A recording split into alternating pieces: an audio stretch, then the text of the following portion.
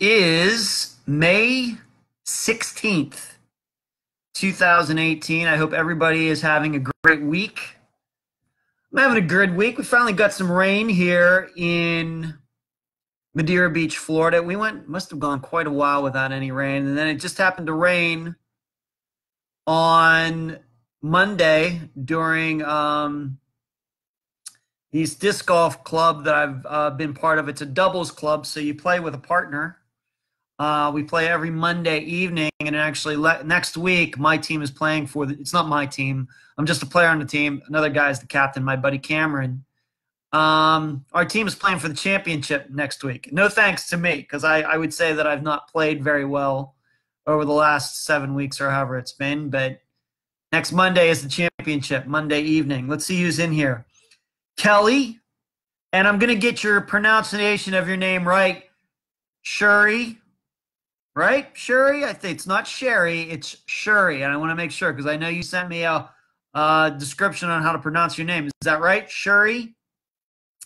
And Beth, a former classmate of mine, Beth Ann. Thanks for joining in tonight. Dee Dee and Lois. Lois, hi. Janet, hello. You got your personal notice from me, Janet. Claudia, going to get to your LeBron question tonight, Claudia, at some point. I'm not an NBA expert, so forgive me if I butcher it, but I'll do my best. Sherry, okay, that is the pronunciation. And Beth Ann, wave back to you as well, Beth Ann. It's good to see you tonight. Thank you for joining. Sherry, hope you're doing well. Yeah, it's funny, the basketball, yes. What I was saying, just as a lot of you tuned in, hello Charlie, is that I'm part of a doubles team here in Pinellas County. We play down in a course called Maximo, and my team is going for the championship. This is the first year I played on the team, but the team the past few years has won a championship. So if we win, it'll be a three-peat for this team, and they draft players, and I got drafted by my buddy Cameron. And so we're going to give it our best shot this Monday. It would be nice to win. I haven't won anything in disc golf for a little while now, so it'll be nice to be part of a winning team. Cynthia, welcome to you. Stephanie, good to see you. Dana, another disc golfer. Dana, I was just talking a little disc golf about what's been going on down at Maximo. And a lot of people tuning in tonight. Good to see all of you. Good to see you. You should know that my partner's name in my doubles every week, her name is Alicia, and she's a really good player. I have to admit that she's kind of carried our team because I've had some really bad shots. She's been playing very well. We've been partnered up every week, and we have a pretty good record playing together. So, but we got drenched on Monday. Man, did it pour. My shoes and my disc golf bag are still wet from Monday. So it was, and if you don't know what disc golf is, you should check it out on YouTube. It's a great sport. Stephanie, hi. Angela, good to see you. Thanks for everybody joining in. I'm wondering, I have in my notes, anybody see Infinity War yet? I know Deadpool 2 is coming out here shortly. The Han Solo movie. I've seen a couple reviews on that. Everybody going to be going? Has everybody seen Infinity War? I saw it. I'll probably see Deadpool 2 and Solo as well. I'm a sucker for the blockbusters, I have to admit. But has anybody gone and seen any of those yet? And something else. I guess we're due for another newsletter. So if you do not believe that you are on the Unfound mailing list, you can email me personally at unfoundpodcast@gmail.com to get on that list, because I will be sending out another newsletter either tomorrow or Friday. So if you want to get in on that, just to give you kind of a little behind the scenes of what's been going on in Unfound, things that I can't talk about, that I don't get to during this show or during an episode. It's a good way to find out about those things by being part of the newsletter list. So once again, email me at unfoundpodcast@gmail.com if you want put on the list. Hello, Diane, Stephanie, Darlene. Good to see you. Darlene, you should be getting a little gift from me within the next couple days if you haven't gotten it yet. Suzanne, Bobby, good to see you. Shuri. If you are on the Patreon list, that's a good question. I will check my list to see if you're on there, Shuri. That's a very good question. I will check that out. Sherry, just email me personally, Sherry, if you don't think I have your email, and we'll get you in. Man, a lot of people tonight. Man, a lot of people tuning in here. Okay, great. Brandy and Ann. I'm also wondering if all of you have seen that high school prank that was done in Cumberland, Wisconsin. That kind of caught my eye.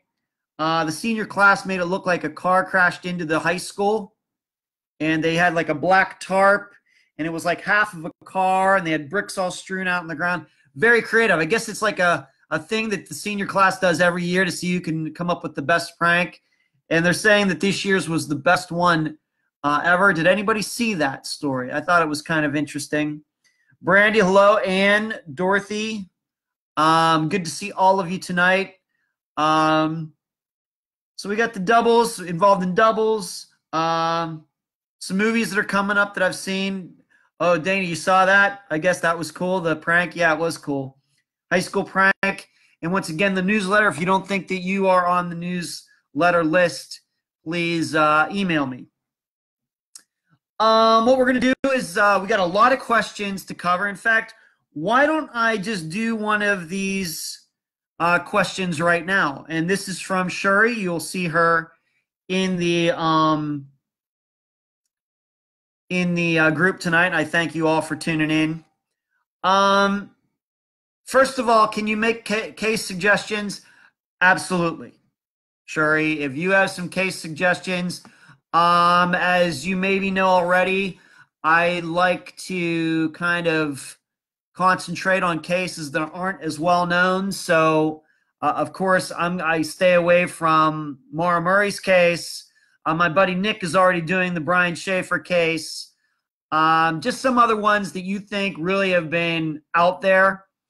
I would prefer, if you have suggestions, just to maybe suggest ones that maybe aren't as well known.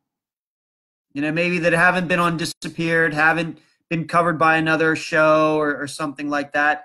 That would probably be my best suggestion. But absolutely, we do take case suggestions, and we'll do what we can.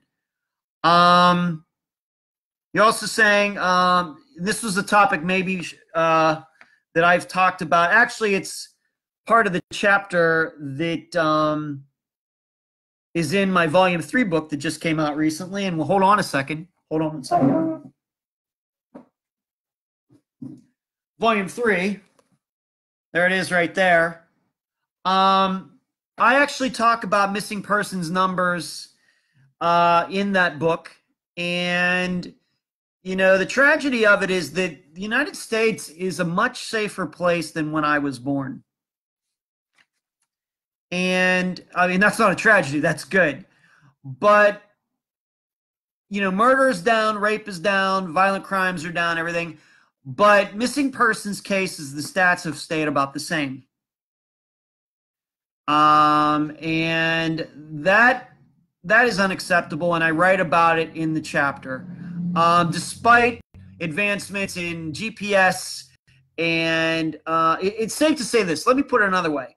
If we hadn't invented GPS and cell phones and everything, there is no doubt in my mind that missing persons cases would have shot up a lot. Obviously, we know those technologies have really helped. Stephanie, Sherry, I'm missing some of these people. Hello, Tina. Hello, Lisa. Emily, my assistant Emily, good to see you. Meg. But if we didn't have those technologies, there is no doubt in my mind that missing persons, the data on that, the statistics on that would have shot up, despite all of these other crimes and things, you know, going down over the last 47 years since I was born. Missing persons cases and the percentage of them that are unfound would have gone up had it not been for technology. There's no doubt in my mind about that. So I hope that answers your question there, Shuri. Hello, Christy, Meg, okay, Barbara. Bethany Decker has been covered on one podcast, Crime Junkie, but they were unable to do an interview with family members. A case that has had very little publicity. Okay, I'll put it on the list. Maybe Emily's in here too. Maybe she'll look into it. Jimmy, you have to get your Volume 3 book for your collection. I think that would be a very good idea. I've already mailed out the ones to all of my guests that are in that book. And there's Jill. Jill, how convenient, because I'm going to answer your question right now. How can we help being advocates for the missing? My suggestion, Jill, hello, Kimberly, is if there is a case that, you know, that really has grabbed you so far, whether it's a case that Unfound is covered or not, I really don't care either way. You have to do, you know, where your heart takes you. Don't feel that you have to be limited to, of course, Unfound cases. It's not about that.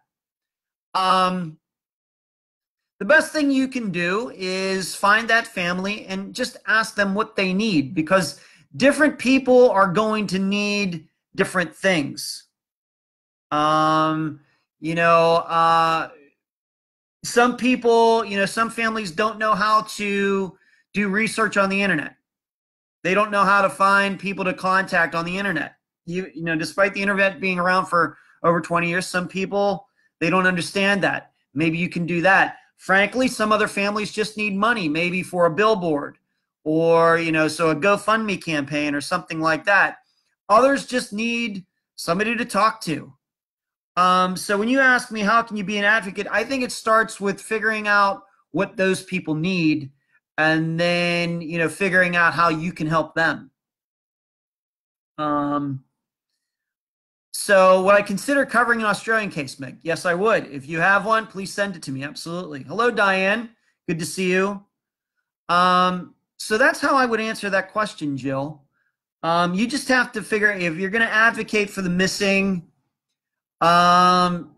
Maybe some state legislator or something like that. It all depends on what you think your strengths are and how you match them up with a family who you think needs help. Don't know. So that's the best that I think. That I know it's kind of a general answer, but I'll give you an example. And Bev says you have a black screen. Does anybody else have a black screen? Let me see here for a second.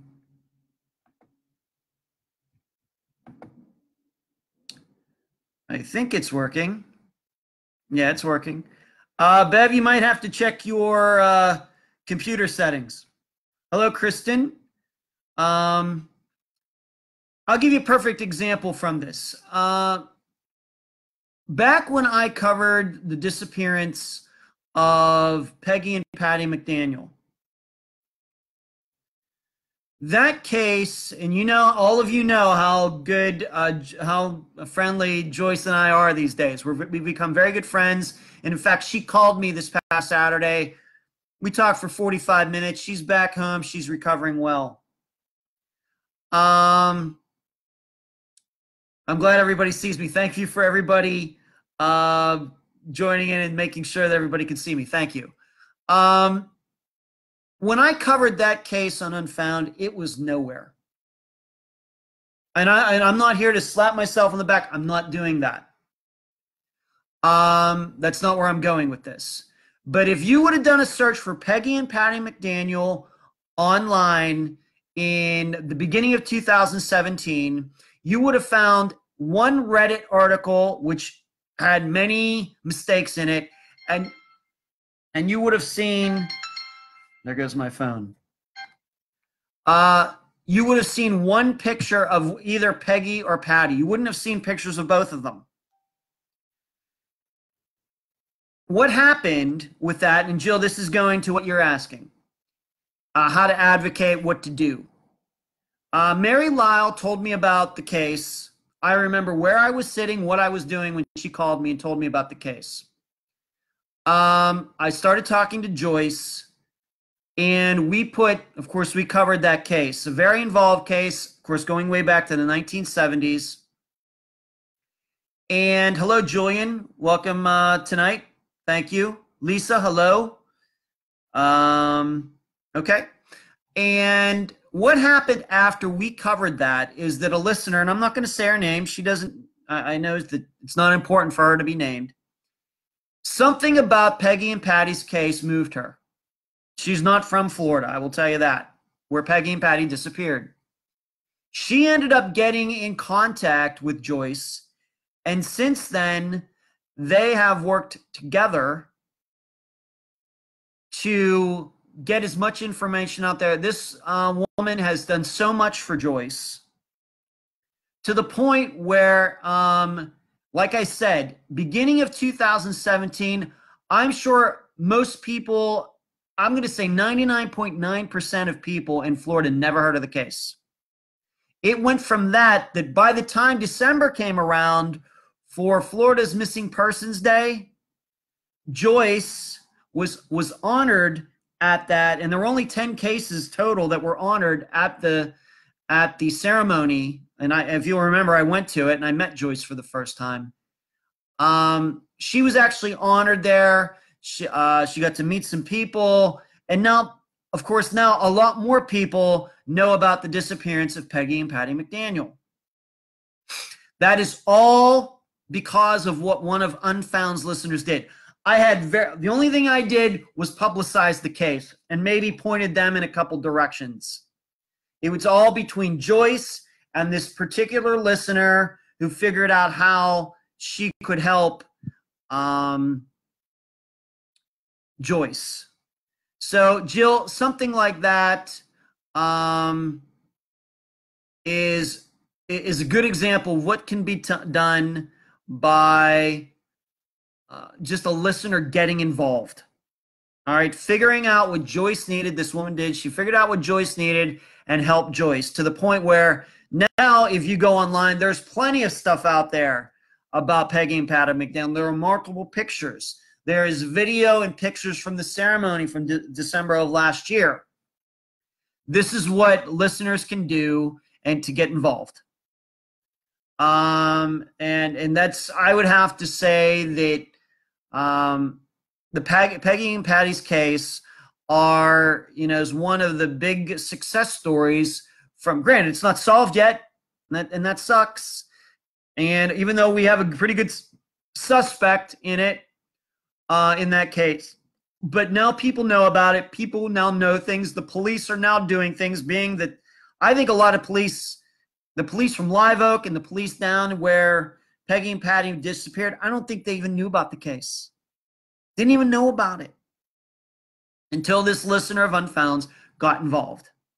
That's the difference that people can make. Just trying to match up their skills with what a family needs.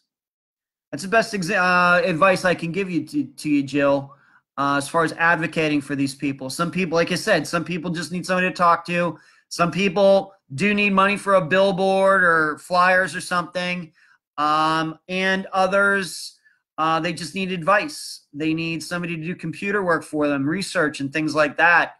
It all depends. I think that some of them are looking for, I don't know how much of them, many of them are looking for sympathy. I think they want answers. And so if you're going to get involved, how do you go about getting answers for them? That's the best answer I can give. Sherry says, I'm sorry I missed some of these comments. The missing need people like you, Ed and Jill. I don't know where and what it is you do, where I'd be without you all. That's very kind, Kristen. Brandy says, police here don't do anything, in my opinion. Someone can go tell they were there and they do nothing.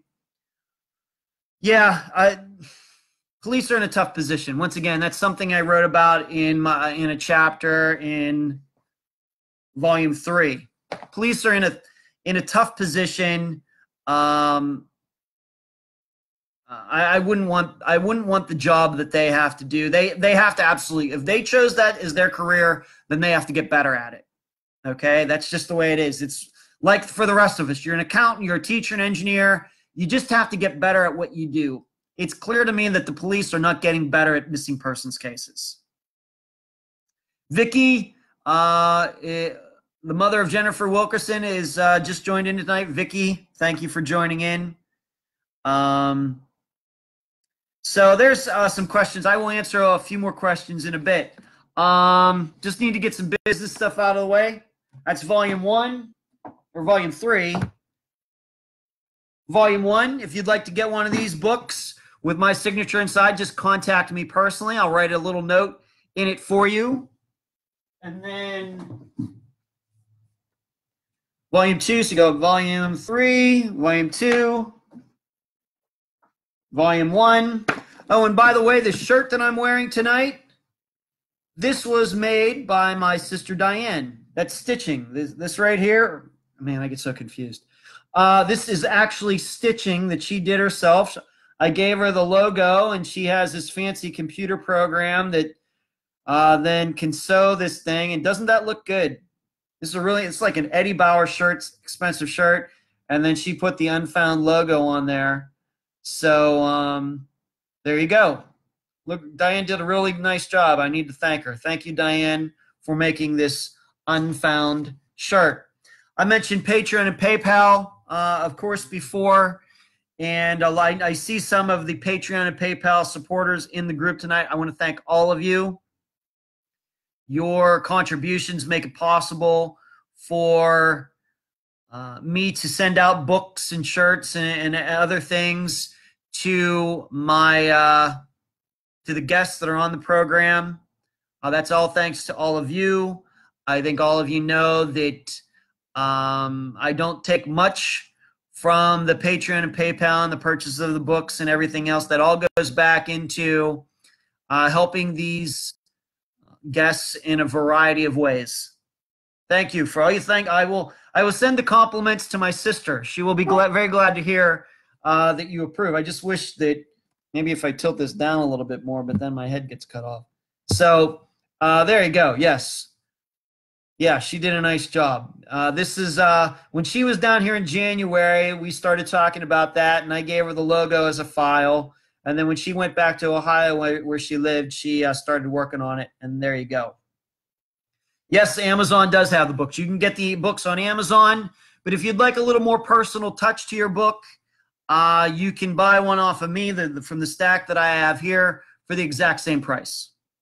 But it'll have my signature in it. Your choice, whatever you want to do. So yes, Amazon. And then so we got the other shirts. I should have brought my shirts out, the regular Unfound shirts. I forgot. But you know what the shirts are. You know that I post them. I send those out to guests. And if any of you listeners want to purchase one, you can go to myshopify.com. Just do a search for Unfound. Almost all of Unfound's cases are there. Variety of colors, black, white, and gray. And all the cases pretty much that we've covered.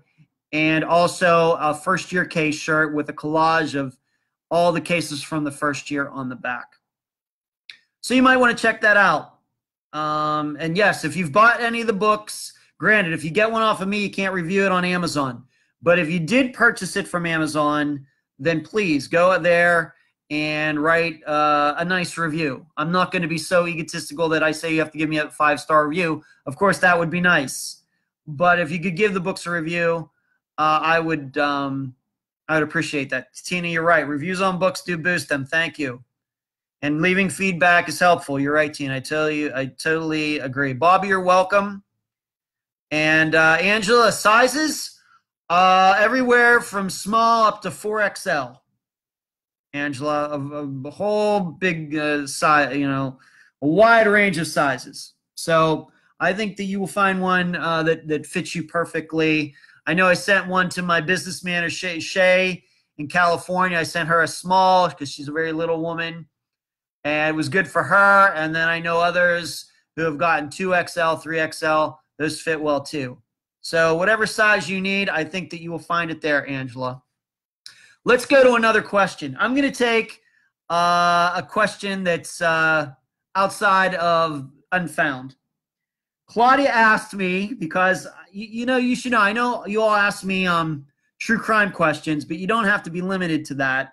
I love talking about writing like we did last week and other things. So this is a chance for you to ask me about these things, kind of pick my brain on things.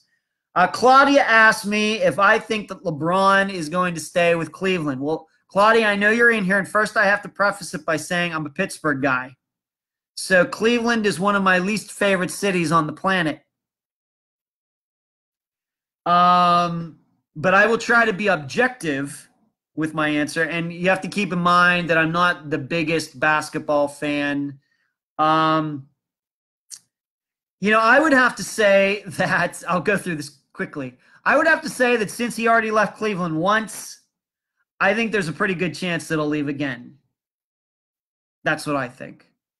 I think that unless it seems to me that the Celtics are going to beat the Cavaliers. That's my impression, even though I'm not following it closely at all.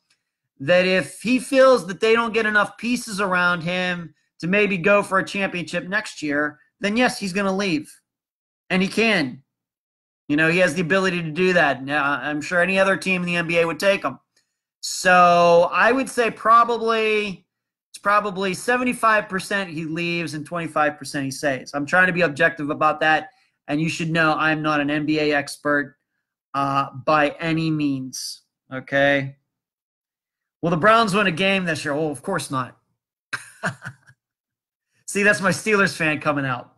But I hope that answers your question, Claudia. You guys won an NBA championship recently. You can't feel too bad if LeBron leaves.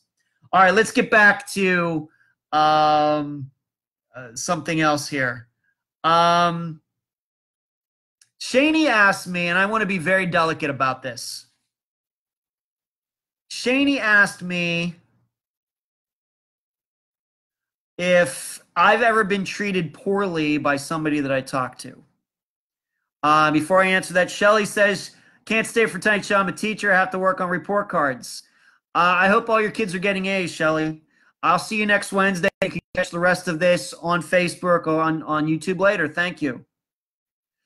Home opener, it's on, Claudia. Yes, Browns and Steelers. Okay. Yes, I'm looking forward to it, Claudia, but baseball season first. My Pittsburgh Pirates are pretty good.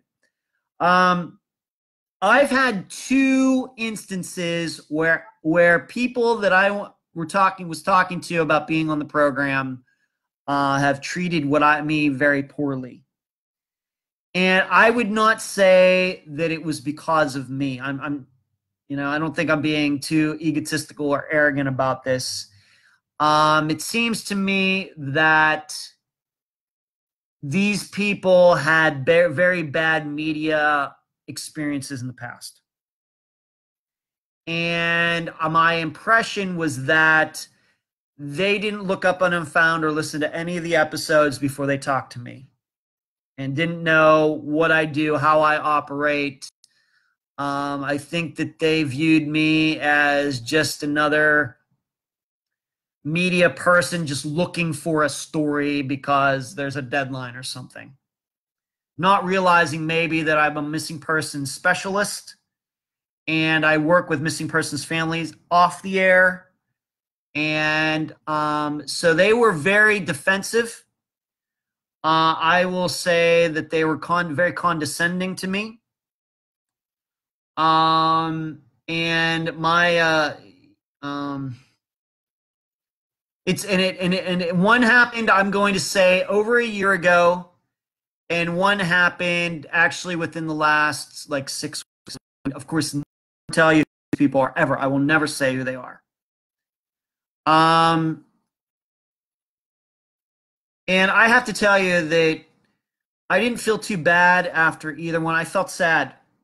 I wasn't angry at the people or anything. I felt sad. And it seemed the more I tried to talk to them that I'm here to help, the more they thought that I was just trying to connive them into something. That's the truth. I'm explaining it as well as I can. And it was just too bad. And one of the cases I'm thinking is about 12 years old. and the other one is older than that, maybe 14 years old. So definitely in the 2000s. And it's just, you know, you get off the phone after something like that, and I go over the conversation, and I think, is there any way that could have gone differently? And in both cases, even though these people don't know each other, they're in different parts of the United States entirely. And both cases are very unique. They aren't similar in any way. In both cases, when I thought about the conversation afterwards, the answer is no. I don't think that I could have done anything different. These people were dead set on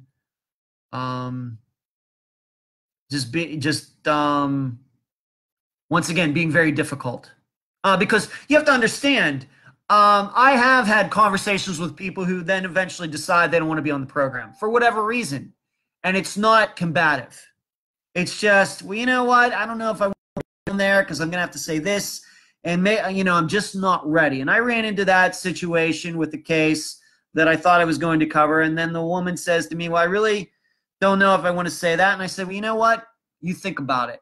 It's no big deal. You think about it. We'll get in contact with each other this summer. So there are people who I talk to eventually decide. There was a case in Wyoming that happened, where the people eventually decide, you know what, I'm just not ready.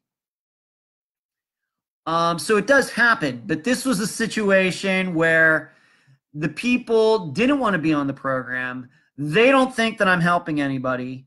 They were condescending to me. They seem to think that I only look at them as a product or something, and they don't know anything about me. So, I feel bad for them. I really do. I just don't. I'm not putting. I'm telling you the honest truth. And in each case, I really don't know what I could have done differently. Now, you should know something. If these people were to call me back tomorrow and say, you know what, I've changed my mind, bygones be bygones. It would be like those prior conversations never happened. Okay? I want you to all understand there would be no grudges. No, they wouldn't have to apologize to me or anything. They would say, you know what, I reconsidered and now I'd like to talk to you. Great, let's talk. Well, how can I help? That's what I would do. And so if they ever see this video, and I think they know who they are welcome to come on Unfound anytime. All right, I do not hold any grudge against them, even though I think that they treated me in a very poor way. If they contact me, I'm going to help them as much as everybody else that I've gotten along with from day one. I want you all to know that.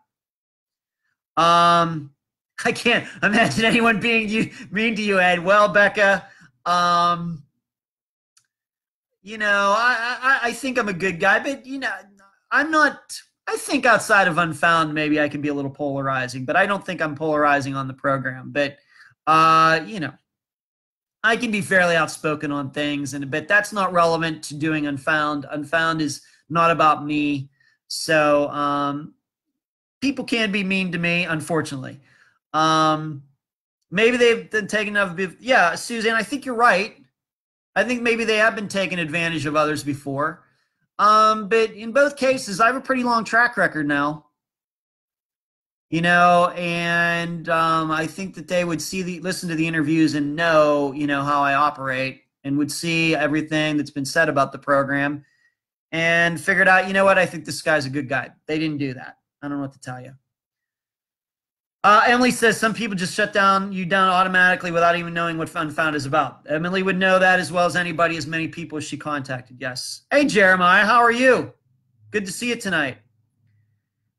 Jeremiah says, Ed is a nice guy. Don't let him fool you. Well, I can be nice.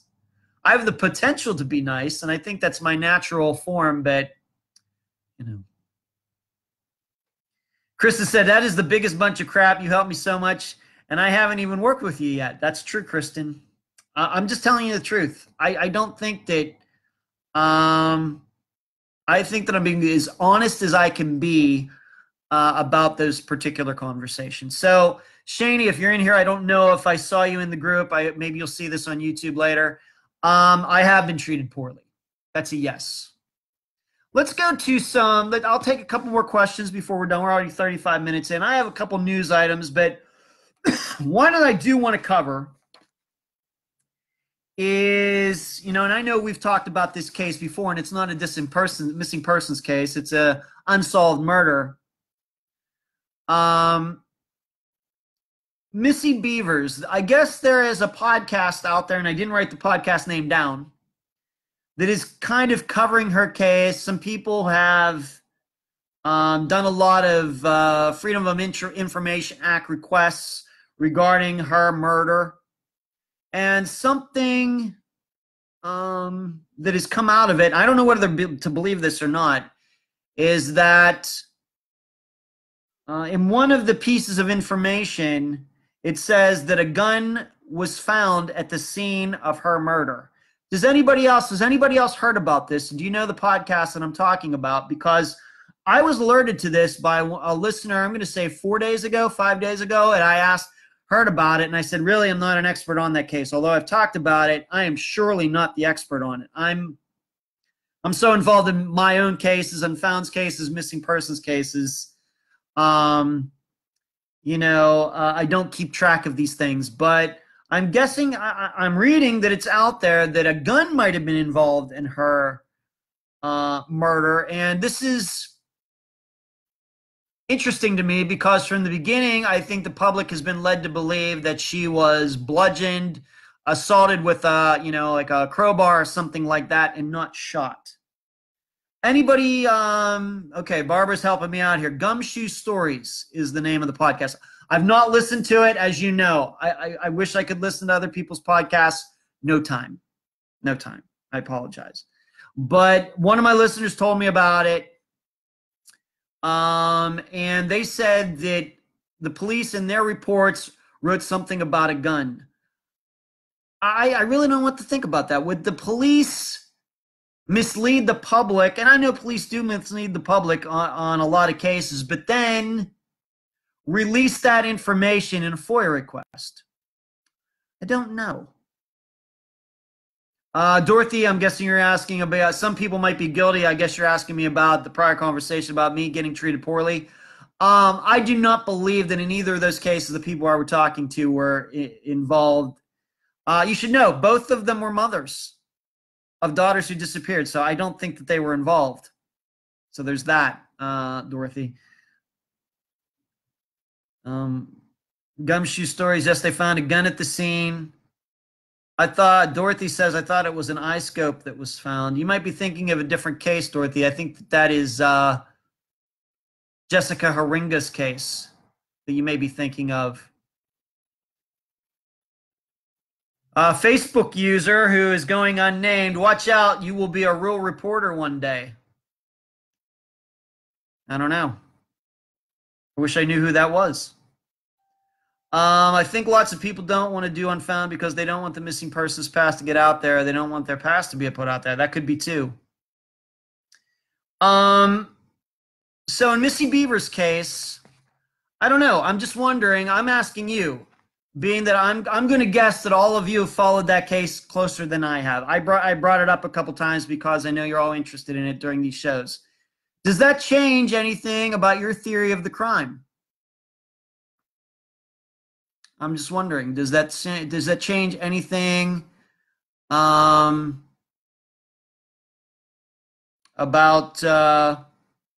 this, thinking that it was a bludgeoning, an assault like that is, different than a gun. Bringing a gun along to break into church would lead me more to believe that it actually was targeted. Missy Beavers was targeting, instead of her just happening upon somebody who broke into the church. So just wondering what you all think about that. That'll be left for all of you to decide on. But Gumshoe Stories it seems to be digging up some things in that case, and I'll be interested if any of you are following it, listening to it, reading what they're doing. I think I went to the website and they have a bunch of information that they've been able to get.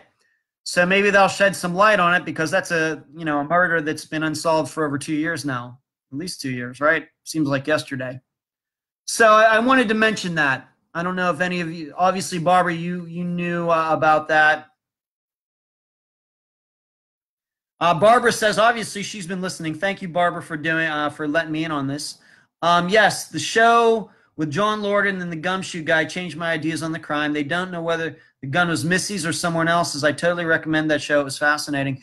Barbara, it's funny you mentioned that, because when I read that report, I had the same idea. I wasn't sure. Was I reading that it was the killer's gun or Missy's gun? I had the same question. That's interesting. So I'm glad maybe I wasn't crazy in thinking that. I guess they don't know. I guess the people doing the show, and then John Lorden, I guess the brain scratch guy, they aren't sure whether it was Missy's or someone else's either. Would she take her gun into a church to do, what was she into, yoga or whatever? Would she take her gun into a church to do yoga? Maybe. I don't know. So there, I guess I'm giving publicity to somebody else's show. How nice of me. So it's Gumshoe Stories. If you want to check that out, they're doing Missy Beaver's murder, and it seems to me they're turning up maybe a couple new pieces of information. Shari had asked me something about Travis Robertson's case from last week, where I interviewed his sister Sonia. Why she asked me about the police questioning Steve. Steve was questioned. I don't know how well.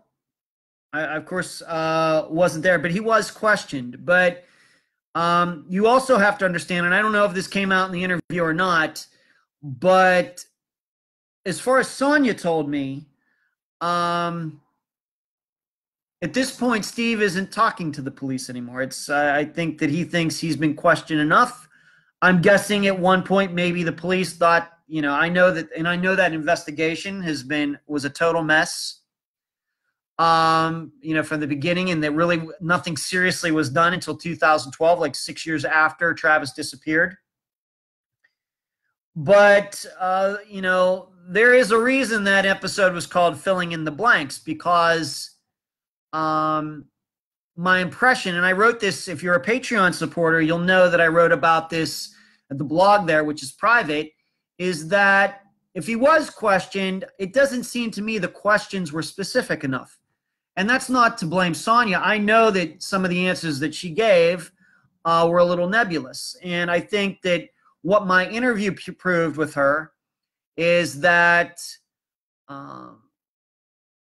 she needs to go back to the basics on Travis's disappearance and take nothing for granted. That's really all I want to say about that. But he was questioned.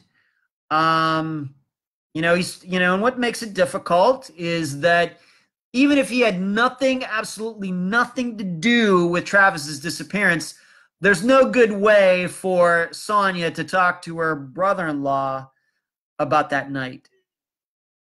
But if she wants to figure out what happened to Travis, I think that she's going to have to do that. And she's going to have to get more specific. Well, did Travis see this Hispanic guy first, or did the Hispanic guy see Travis first? Did the Hispanic guy come over to the table where they were? Or did Travis see him and walk over? And how long was the conversation? And why didn't Steve ask who that guy was, Travis, after he left? There's a lot of questions, things that I think we just normally do in our conversations when we're out with some friend and they see somebody they know, they go over, talk for a minute, they come back. What's the first question we ask? Who was that? Oh, that's my old roommate from college. Oh, well, why don't you tell him to come over and we'll all hang out together? It doesn't seem that happened in this case. Maybe it did and we just don't know. Obviously, Sonia doesn't know. Well, she should find that out.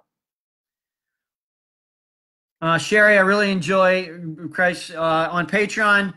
I try to give it my best shot, Sherry. Thank you. I try to give it my best shot with the blog, and I appreciate you supporting it and saying that. So thank you. Shuri, seems like no one has asked anything for 6 years. Once again, I just don't know, Shuri. I just don't know. I'm going to continue to work with Sonia like I try to continue to work with all my guests, help her in any way I can. Speaking of cases, let's get to this week's case. That is the disappearance of Rosemary Rapp. This episode is going to be called In the House. And the first thing that this happened, this was a disappearance very recently. June 10th, it's not even been 2 years, June 10th, 2016. I interviewed her daughter, Rosemary's daughter, Stacy Bezon, B-E-Z-O-N, but she goes by a different name on Facebook for privacy reasons. Hello, Christina. Thanks for joining tonight. First of all, the thing that you're going to most discover about this case is how much misinformation is out there. And this is not a criticism against NamUs or my friend Megan Goodside, charlieproject.org, or anything else. But if you go to Charlie Project, you're going to read about how Rosemary had dementia. Not true. You're going to read about how there was a gun found in the yard the morning of her disappearance. Not true. You're going to read about how her husband, Terrence, got up at 5 in the morning. She was over in another room saying she couldn't sleep. He went back to bed. He got up at 7 in the morning, and then she was gone. That's the official story that is on record with the Salineville Police Department now. But what you're going to find out is that there are other stories about how she actually disappeared that have gotten out there, and not necessarily from her husband. So the reason this episode is called In the House is because to hear some of the theories about what happened to her, something happened in the house, whether when Terrence was asleep or maybe Terrence was involved. Of course, we always have to consider that when it comes to a wife disappearing, and we know how many cases there are out there of Drew Peterson and other guys who said, yeah, my wife just took off. I don't know what to tell you. Very common story in missing persons cases when women are involved, women disappear. This is one of those cases. And there are also some family things regarding Rosemary's family, not involving her husband, but some other people in her family that I think has made this case much more complicated than it should be. And so in covering this disappearance, not only are we going to try to hone in on what actually happened to Rosemary Rapp, but we're also going to be correcting the record on all of these lies, misinformation that is out there. And I think that I even stated during the interview that I've never run across a case. I wouldn't say it's a very complicated case. Surely not as complicated as, let's say, Aaron Barnard's case or Jeremy Burt's case, just a couple off the top of my head. This is a case where you wouldn't think that there would be such misinformation and wrong, and facts that are not really facts out there, but there are. And so you're going to be asked to think about that while I interview Rosemary's daughter, Stacy. Once again, this happened in Salineville, Ohio. Another Ohio case, just like Jamie Bowen's case from a couple weeks ago. And it's called In the House. She disappeared from Salineville, Ohio on June 10th, 2016. I hope you will check it out.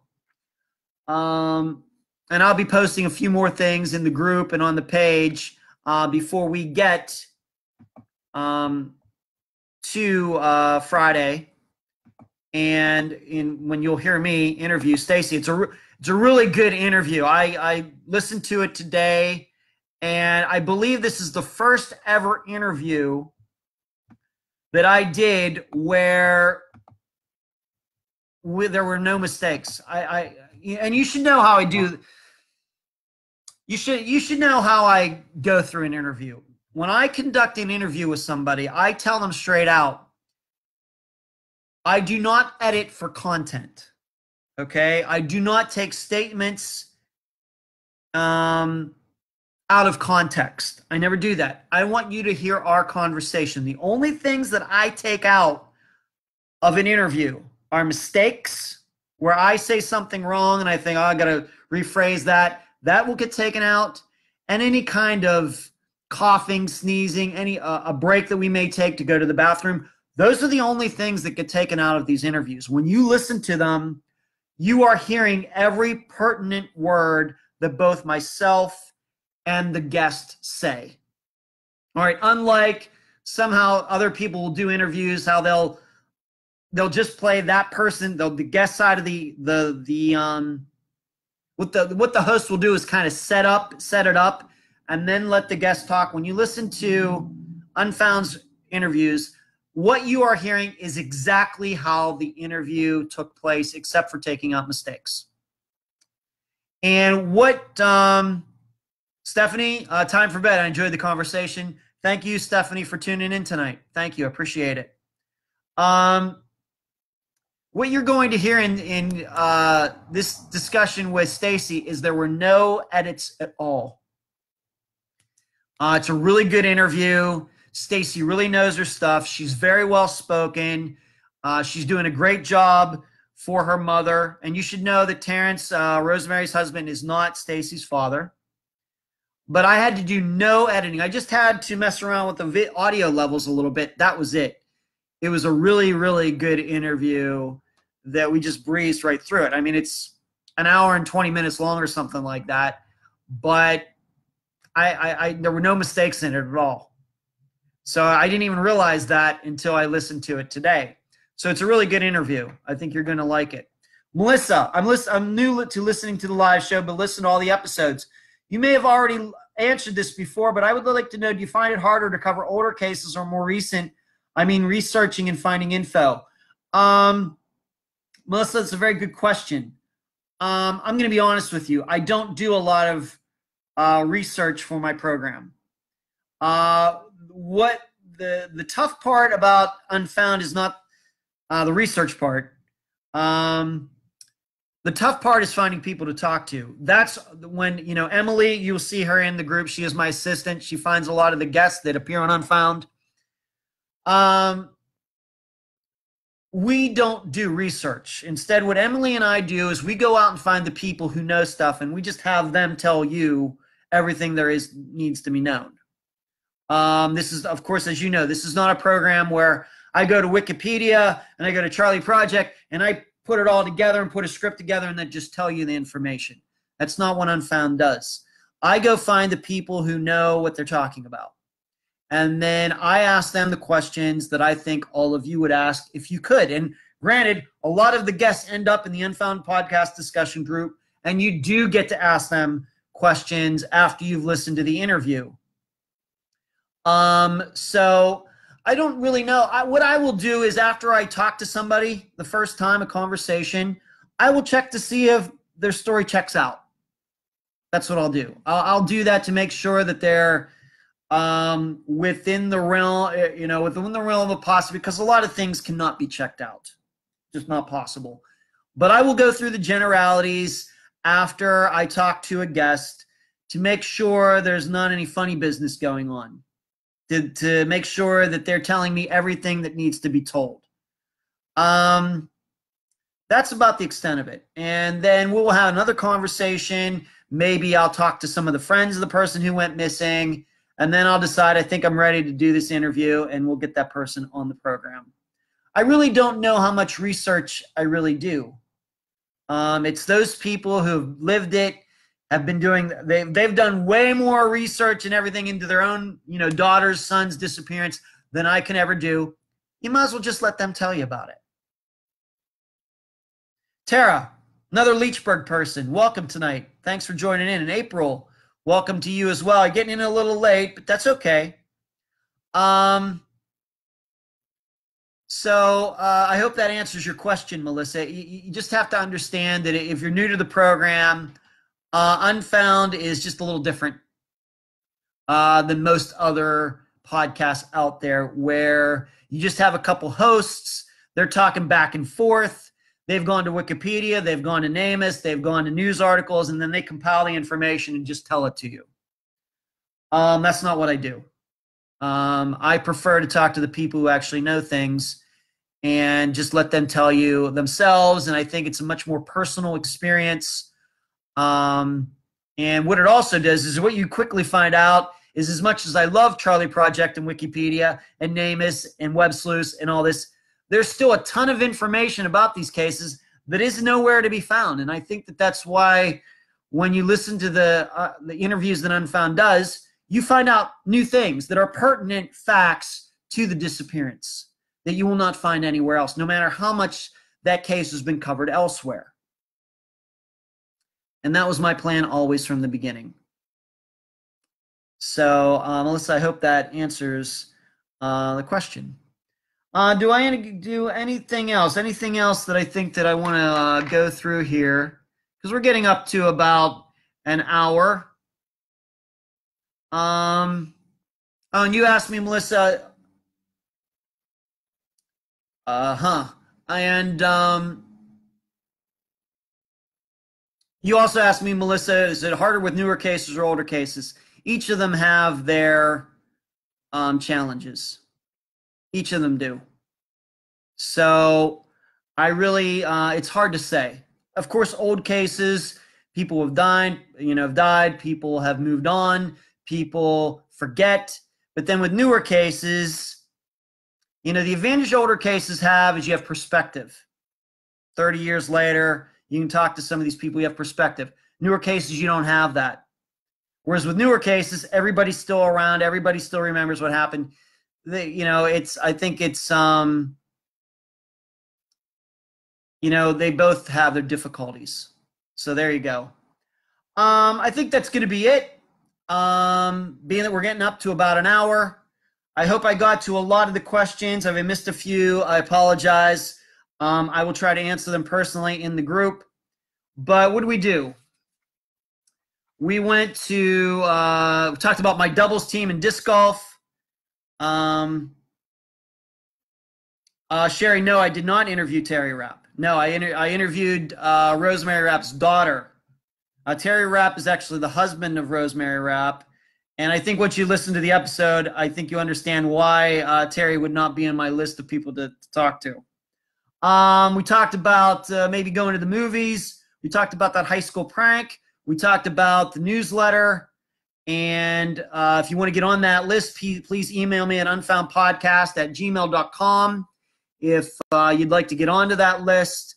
I only was able to cover one news story, and that was Missy Beavers. We talked about, I guess, this podcast, Gumshoe Stories, that is now covering that case.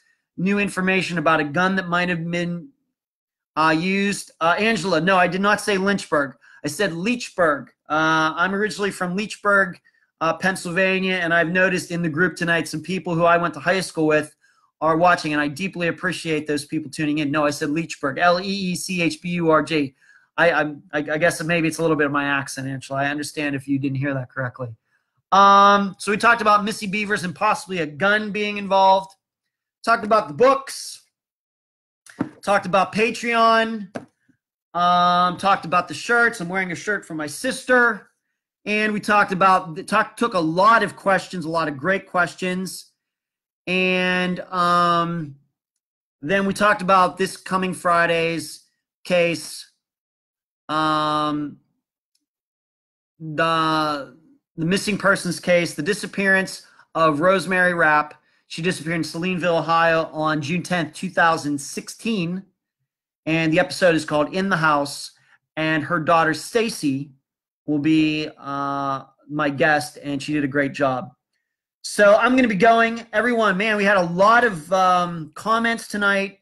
Might have set a record for viewers tonight, which is spectacular. And I thank you all for taking time out of your Wednesday evening or night, wherever you may be. I know viewers in Australia, maybe it's morning, I don't know. But I appreciate you all tuning in. I try to do my best with this show. A lot of times I'm doing this, of course, off the top of my head. So if you missed it, you tuned in late, you will be able to find this on YouTube later tonight, and you will hear me on Friday. Thank you for tuning in. Favorite time of my week, talking to all of you, taking your questions. I hope you all have a beautiful rest of the week, and you will hear from me again soon. Good night.